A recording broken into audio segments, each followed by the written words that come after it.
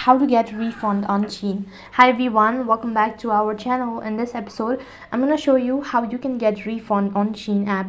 So in order to get a refund on Shein app, all you have to do is just make sure to watch this video till the end and follow the instruction as guided.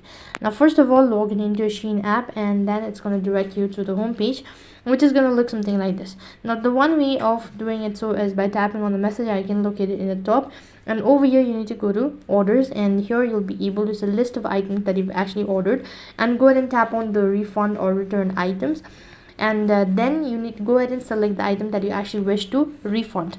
After that, you also need to give a reason for returning the item. You also need to take a picture of the following product, and you need to select the method of refund, and that's basically how you can get a refund on Shein app.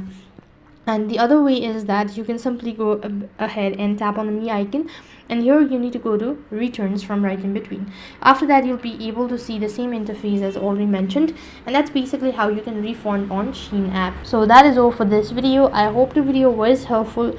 Make sure to like, share and subscribe to our channel. Thank you for watching. See you in the next video.